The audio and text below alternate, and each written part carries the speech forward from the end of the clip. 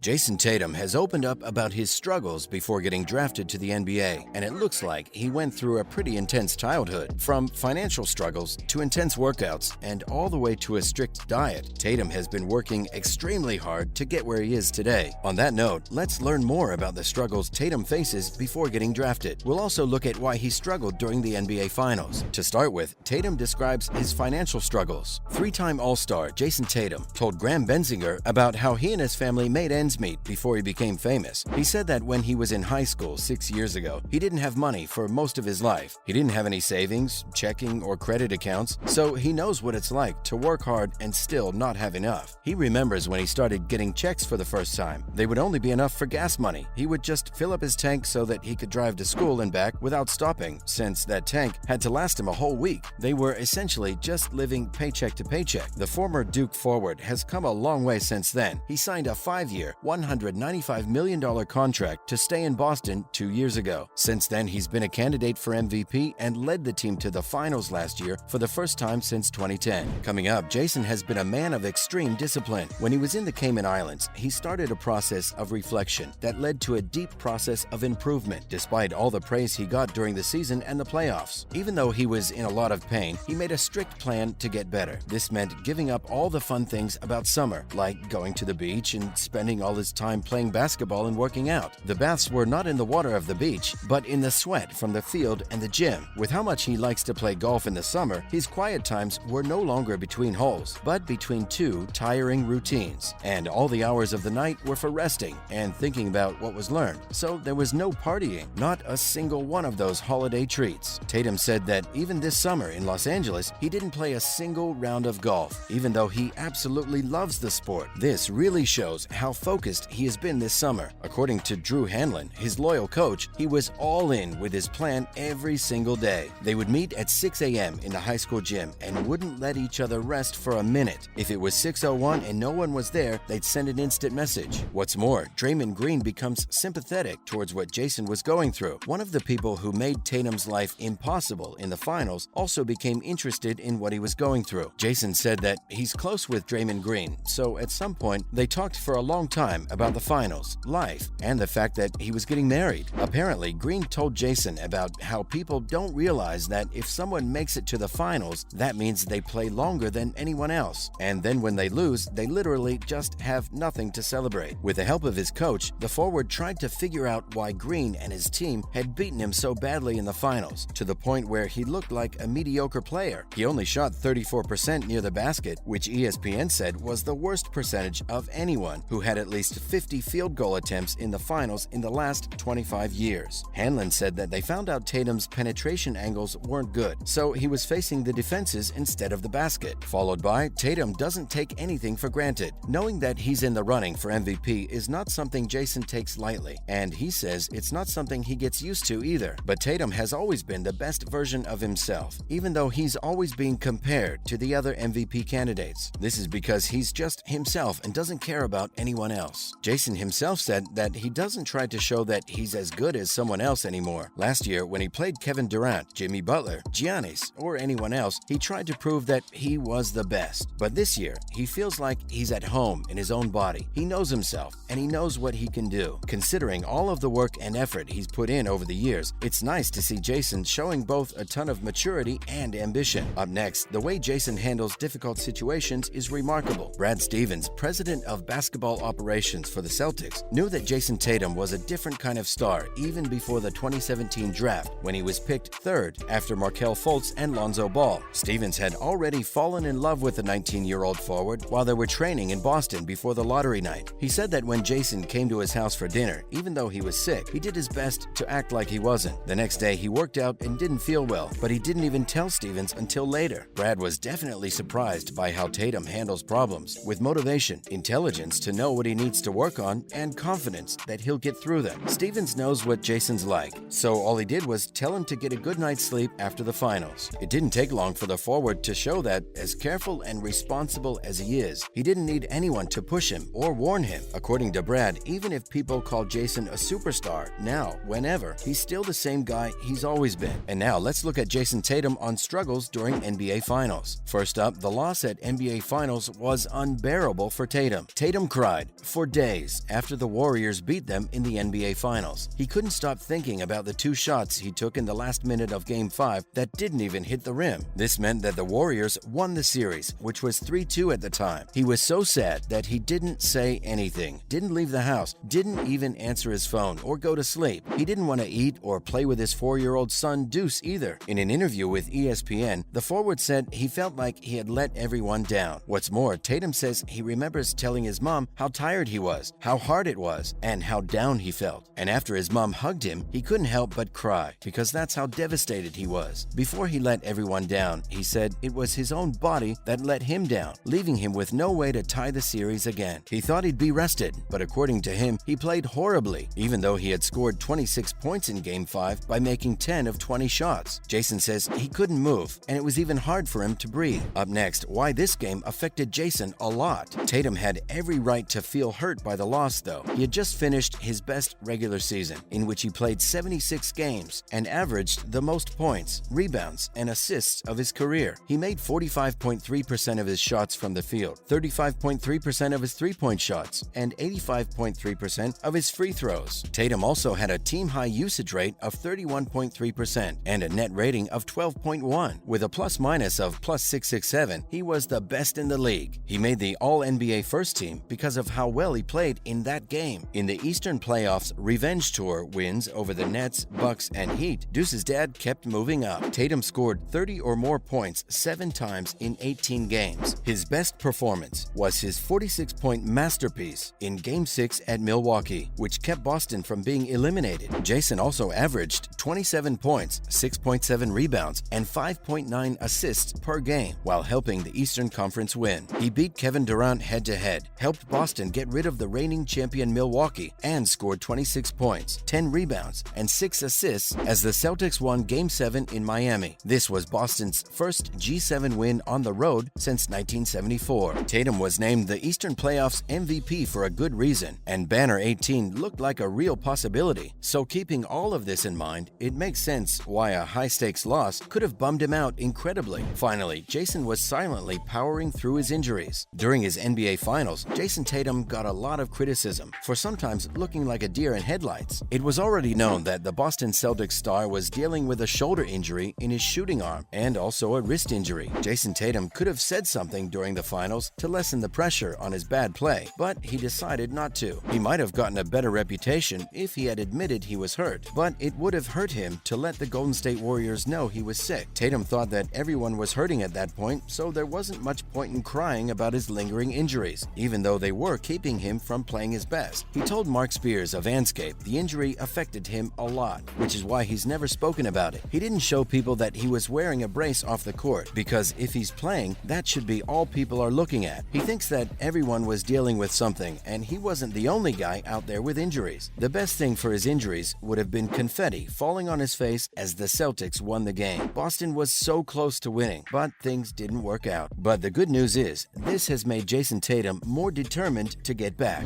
That's a wrap for this video. What are your thoughts on Jayson Tatum's struggles during the NBA Finals? Let us know in the comments down below. Also, be sure to give this video a thumbs up and subscribe to our channel for more videos like these. See you in the next one.